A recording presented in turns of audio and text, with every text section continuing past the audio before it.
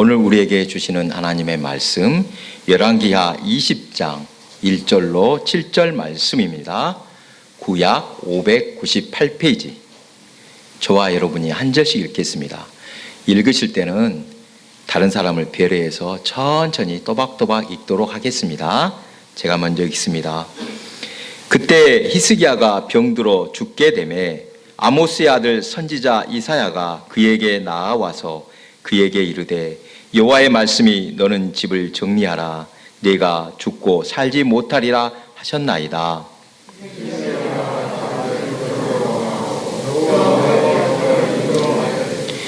여호와여 구하오니 내가 진실과 전심으로 주 앞에 행하며 주께서 보시기에 선하게 행한 것을 기억하옵소서 하고 히스기야가 심히 통곡하더라.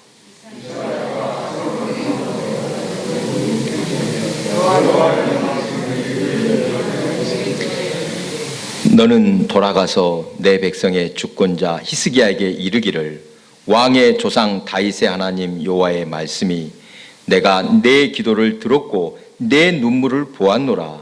내가 너를 낫게 하리니 네가 3일 만에 여호와의 성전에 올라가겠고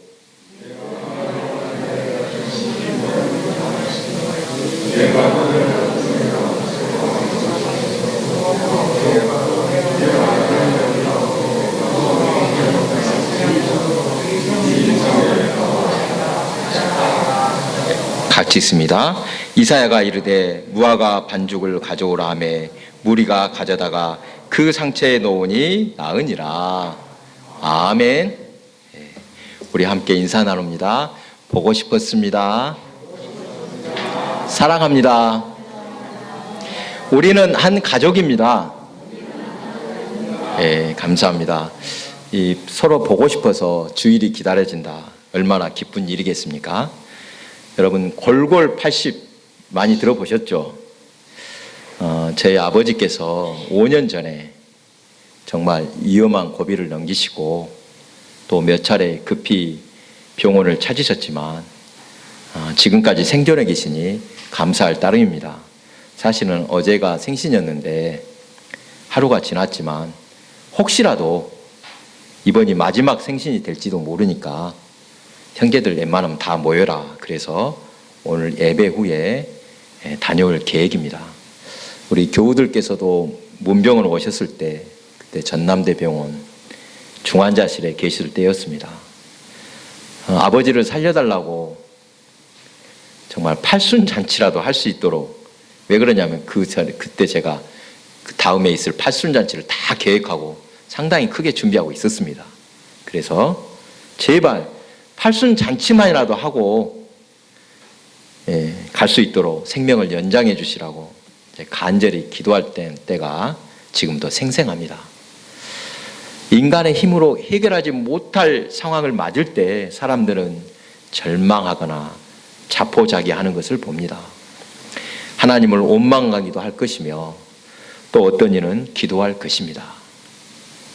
인생에서 절망적인 상황을 만나거나 자기 힘으로 감당할 수 없는 순간에 처했을 때 어떻게 기도해야 할지 오늘 본문 히스기야의 기도에서 답을 찾을 수 있을 것입니다. 오늘 본문은 기도의 모범이라 할 수 있습니다. 기도할 때 먼저 해야 할 것이 있음을 가르쳐 주십니다. 본문 앞장에서 히스기야는 아수르의 사네립이 18만 5천의 대군을 이끌고 침략해 올 것을 예고한 편지를 들고 여호와 앞에 나아가 기도했습니다. 19장 19절입니다. 우리 하나님 여호와여 원하건대 이제 우리를 그의 손에서 구원하옵소서.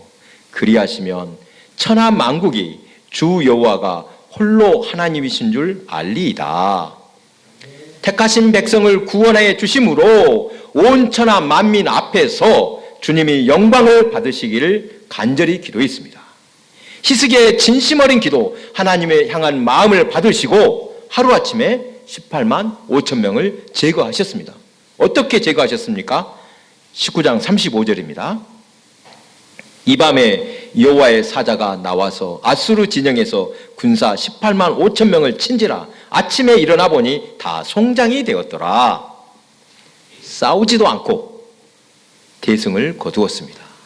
또한 하나님을 회방한 사내립도 고국으로 돌아가 우상의 신전에서 경배할 때 그의 아들들에게 살해당하는 비극을 맞이했습니다. 이런 일이 있고 난 후에 히스기야가 죽을 병이 들었던 것입니다. 본문의 처음 단어가 그때라고 시작하는데 그때는 바로 하나님의 기적을 경험한 때입니다. 놀라운 하나님의 구원을 체험했는데 바로 그때 히스기야는 죽을 병이 들었다는 것입니다. 여러분, 이것이 인생인가 봅니다. 인생은 세옹지마라고 하지 않습니까? 좋은 일만 영원할 수 없습니다. 굳은 일만 계속되는 것도 아닙니다. 언제나 좋은 일과 굳은 일이 바람처럼 예고 없이 찾아옵니다. 그래서 좋은 때나 좋지 않을 때나 너무 좋아하거나 너무 낙심해서는 안 될 것입니다. 그저 주님만 바라보고 의지하며 겸손히 살아야 할 것입니다. 히스기야가 중병에 들자 하나님의 사람 이사야 선지자는 기도했습니다. 뭐라고 기도했겠습니까? 병을 고쳐주시라고 기도했을 텐데 하나님께서는 왕의 영혼을 거두시겠다 응답하십니다. 선지자로서 왕에게 나쁜 소식을 전해야 할 때 마음이 어떨지 지난주에 에레미야 선지자가 왕국이 망하고 귀인들이 포로로 잡혀갈 것이라 예언했을 때 참으로 괴로웠을 것이라고 했는데 이사야도 마찬가지였을 것입니다. 이사야는 평소에 히스기야가 하나님 앞에 옳게 살았던 왕임을 잘 알고 있었습니다. 18장 5절에서 6절입니다. 히스기야가 이스라엘 하나님 여호와를 의지하였는데 그의 전후 유다 여러 왕 중에 그러한 자가 없었으니 곧 그가 여호와께 연합하여 그에게서 떠나지 아니하고 여호와께서 모세에게 명령하신 계명을 지켰더라. 히스기야는 의로운 왕이라고 하나님이 인정하셨습니다. 징계받아 마땅한 왕이 아닙니다. 이사야가 들어가 사실을 그대로 전해줄 때 히스기야도 마음이 아팠을 것 같습니다. 자신이 죽을 것이라는 소식을 듣고 히스기야는 절망했습니까? 아니면 하나님을 원망했습니까? 인생을 자포자기했습니까? 본문 2절입니다. 히스기야가 낯을 벽으로 향하고 여호와께 기도하여 이르되 절망의 상황에서 주님께 기도했다고 가르쳐 줍니다. 그런데 기도하는 모습이 특이합니다. 면벽 기도를 드렸습니다. 면벽 기도란 벽을 향해 기도하는 것입니다. 세상과 사람과 주변과 모두 단절하고 주님과만 대화하기 위함입니다. 히스기야의 면벽 기도는 예수님께서 기도를 가르치시면서 골방에 들어가라고 하신 것과 같습니다. 마태복음 6장 5절에서 6절입니다. 또 너희가 기도할 때 외식하는 자와 같이 되지 말라. 저희는 사람에게 보이려고 회당과 큰 거리 어귀에 서서 기도하기를 좋아하느니라. 내가 진실로 너희에게 이르노니 저희는 자기 상을 이미 받았느니라. 너는 기도할 때 내 골방에 들어가 문을 닫고 은밀한 중에 계신 내 아버지께 기도하라. 은밀한 중에 보시는 내 아버지께서 갚으시리라. 골방이란 주님과 나만 있는 공간입니다. 그곳으로 들어가서 문을 닫으라고 하십니다. 주님과 나와만 있을 때 방해하는 모든 것을 제거하라는 것입니다. 기도의 준비는 이것입니다. 방해되는 모든 것을 닫아버리고 주님과 나만 있는 것입니다. 그리고 히스기야는 기도합니다. 본문 3절 아주 중요한 말씀입니다. 여러분 함께 한 목소리로 읽어보겠습니다. 3절입니다. 여호와여 구하오니 내가 진실과 전심으로 주 앞에 행하며 주께서 보시기에 선하게 행한 것을 기억하옵소서 하고 히스기야가 심히 통곡하더라.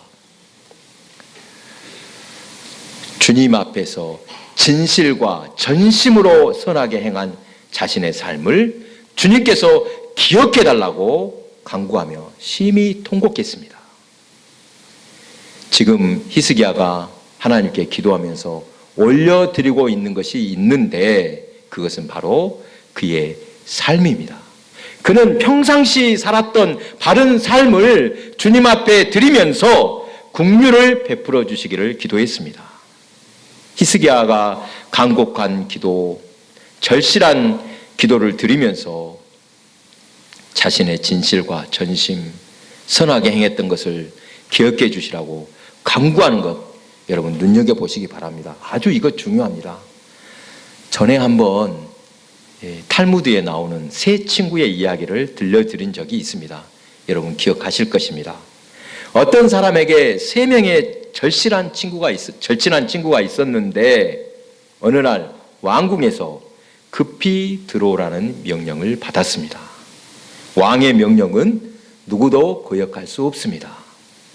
그는 혼자 들어가기가 두려워서 첫 번째 친구에게 부탁했습니다.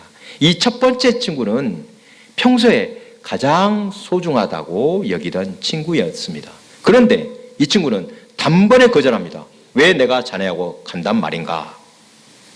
그러자 두 번째로 소중하다고 여긴 친구에게 부탁을 했더니 왕궁 앞에까지는 함께 가줄 수 있으나 왕궁 안으로는 들어갈 수 없다라고 합니다. 그래서 마지막으로 세 번째 친구에게 부탁을 했더니 그 친구는 왕궁으로 함께 가줄 뿐만 아니라 왕에게도 자네가 어떤 사람인지 잘 말해 주겠네라고 합니다. 여러분 여기에 세 친구는 무엇이라고 했는지 기억나십니까? 첫 번째 친구가 어떤 친구겠습니까? 재물이었습니다. 두 번째는 친척, 세 번째는 선행이라고 했습니다. 왕궁에서 왕이 불렀다는 것은 곧 죽음에 이르러 심판대에 선다는 뜻입니다. 세상 사는 동안에 재물은 큰 힘이 되지만 세상을 떠날 때는 아무런 힘이 없다는 것을 말합니다. 친척은 살아생전 또 죽어서 장사를 지내주는 이 순간까지는 해주지만 그 후에는 아무런 효력이 없습니다. 그러나 선행은 죽음 이후에도 심판의 자리에서 자신을 변호해 준다는 것입니다. 여러분, 만약 우리가 히스기야와 같은 상황이라면 히스기야처럼 주님 앞에 올려드릴 삶이 있습니까? 주님께 무엇이라고 내세울 삶을 사셨습니까? 제멋대로 살다가 우리 인생의 문제를 해결해 달라고 하는 것은 초신자라면 모를까 성숙한 신앙인이 할 기도는 아닌 것 같습니다. 불신자라도 다급한 일을 만나면 하나님 찾습니다. 물론 하나님께서는 자비로우셔서 악한 자나 선한 자나 은혜의 해를 비춰주시고 비를 내려주십니다. 그러나 택하신 백성들은 달라야 합니다. 성도는 주의 거룩하심을 나타내도록 택하심을 받았기 때문입니다. 성전시대의 제사는 하나님께 빈손으로 나올 수 없었습니다. 그렇죠. 자신의 처지와 형편에 맞게 무엇인가를 드려야 했습니다. 신약시대도 마찬가지입니다. 오늘 예배의 자리에 나오실 때 여러분은 하나님께 무엇을 가지고 나오셨습니까? 지금 하나님께서 우리에게 제일 받고 싶은 것이 무엇이겠습니까? 물질도 봉사도 아닌 바로 우리의 마음임을 믿으시기 바랍니다. 마음으로부터 우러나오는 헌신된 삶입니다. 오늘 히스기야는 간구의 기도를 드릴 때 그가 하나님께 헌신한 삶을 드렸습니다. 갑자기 어려운 일을 만났다고 무작정 기도한 것이 아니었습니다. 빈손으로 나와서 제사 드릴 수 없듯이 기도할 때도 드릴 것이 있어야 합니다. 여러분 아직 이런 삶을 살지 못하였다면 이제부터라도 하루하루를 하나님께 드릴 수 있는 삶을 사시기를 권면합니다. 또한 그렇게 살지 못했다면 안타까움을 담은 회개를 주님께 올려드리시기 바랍니다. 주님께 나의 헌신된 삶과 회개를 올려드리면 어떻게 됩니까? 어떤 일이 일어납니까? 6절에서 4절에서 6절을 보니까 히스기야가 죽을 것이란 소식을 전하고 이사야가 나와서 성읍 가운데까지도 이르기 전에 주님께서 응답해 주셨습니다. 이것을 보니 히스기야가 통곡의 기도로 밤을 샜거나 기도가 몇 날 며칠이 걸린 것이 아님을 알 수 있습니다. 진심 어린 간절한 마음으로 그의 삶을 올려드렸더니 바로 응답하셨다는 것입니다. 오래도록 강청해야 할 때도 있지만 이처럼 곧바로 응답하실 때도 있습니다. 오늘 히스기야의 기도를 통해 깨닫는 것을 정리해 보면 기도란 주님과 나만이 있는 공간에서 하는 것이며 그것을 방해하는 것은 그 무엇이든지 제거해야 한다는 것입니다. 또한 기도는 나의 요구사항을 하나님께 통보하고 그것을 이루어달라고 계속해서 요청하고 요구하는 것이 아니라는 것입니다. 전심으로 기도하고 하나님의 응답을 조용히 기다리는 것입니다. 하나님께서 어떻게 응답하셔도 그것을 아멘으로 받아들이는 것입니다. 그리고 기도란 내가 평상시에 주님께 헌신된 삶을 때로는 그렇지 못했기에 부끄러운 회개를 주님께 드리며 주의 자비와 긍휼을 기다리는 것입니다. 이런 바른 기도를 드리면 히스기야에게 응답하신 주님께서 우리의 기도에도 응답하시고 절망을 희망으로, 약함을 강함으로, 부족함을 부요함으로 바꾸어 주실 것을 믿으시기 바랍니다. 오스왈드 챔버스의 주님은 나의 최고봉 책 중에서 한 대목입니다. 그대로 읽어드리겠습니다. 하나님을 확신하는 것은 우리의 모든 면에서 불확실성을 인정하는 것입니다. 우리는 오늘 한날에 어떤 일이 일어날지 알 수 없습니다. 이러한 불확실한 현실은 보통 슬픔의 한숨으로 표현되지만 실은 벅찬 기대로서 맞이해야 합니다. 우리는 다음 단계에 어떤 일이 발생할지 불확실합니다. 그러나 하나님을 확신합니다. 우리가 주께 자신을 내려놓고 주께서 맡기신 가장 가까운 의무를 수행하기 시작하면 그분은 언제나 깜짝 놀랄 일들로 우리의 삶을 채우십니다. 불확실한 인생이지만 여러분 걱정하지 마십시오. 왜요? 우리에게 맡겨주신 일 잘 감당하며 선하게 살아가면 하나님께서 문제를 해결해 주심을 믿으시기 바랍니다. 미래 알 수 없지만 걱정하지 마십시오. 성공한 인생, 복된 인생을 살기 위해서 기도가 얼마나 중요한지 모릅니다. 제가 어렸을 때 부모님이 예수 믿기 전 어디 가서 제 사주를 보셨나 봅니다. 예전에는 다 그렇게 하셨죠. 예. 어려서부터 자주 들었던 말이 공을 들이는 삶을 살아야 한다, 이 말이었습니다. 공 들이는 삶을 살아야 한다. 공을 들이는 행위, 그러면 뭐가 먼저 떠오릅니까? 어디 가서 비는 것, 기도가 떠오릅니다. 제가 철이 들어서 생각해 보니 신앙을 떠나서 공을 들이는 삶이란 마음의 중심을 잡고 진실하고 정리된 삶을 살라는 것이었습니다. 기도하는 사람은 함부로 살지 않을 것입니다. 조심하며 경외하는 자세로 살 것입니다. 바로 이러한 자세, 바른 신앙을 갖고 기도하는 삶은 영과 육이 건강해질 줄 믿습니다. 이렇게 살면 반드시 영육 간에 강건해집니다. 그래서 신앙생활 자체로 복을 받았다고 고백하는 것입니다. 나중에 어떠한 보상이 주어지지 않더라도 온전한 신앙생활, 말씀을 따라 사는 삶 그 자체로 이미 복을 받은 것입니다. 그러나 여러분, 오해하지 말 것이 하나 있습니다. 우리의 공로나 의로움으로 마땅히 복을 받는 것, 구원을 얻은 것은 아닙니다. 무슨 말씀입니까? 온전히 주의 은혜로 믿음으로 구원을 얻었습니다. 내 공로로 얻는 것 아닙니다. 행위로 얻는 것이 아니었습니다. 내가 자랑할 것이 없습니다. 그럴 자격이 못 되지만 예수 그리스도를 믿음으로 주의 은혜로 구원을 얻었음을 믿으시기 바랍니다. 가끔 신앙생활을 뜨겁게 하고 기도 많이 하는 사람 중에 스스로 의로움을 나타내고 자랑하는 사람을 봅니다. 내가 기도했더니 이렇게 복받았다. 내가 기도했더니 이렇게 하나님 하셨다. 기도하니까 이루어졌겠지만 그렇다고 우리의 기도가 절대적인 것 아닙니다. 내가 기도 안 하면 하나님이 꼼짝 못 하십니까?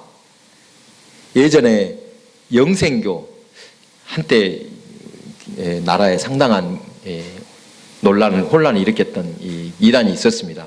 이 영생교 교주가 감옥에 있을 때 마침 전국적으로 가뭄이 심했었습니다.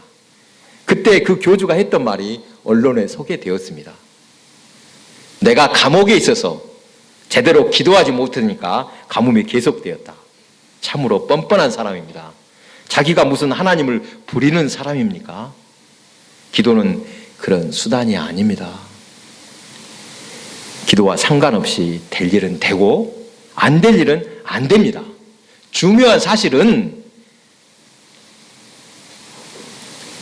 기도하게 하심으로 우리를 주의 선하신 사역의 동역자로 불려주셨다는 사실에 기뻐하시기 바랍니다. 사랑하는 교회 여러분, 하나님께서는 우리가 변화되기를 원하십니다.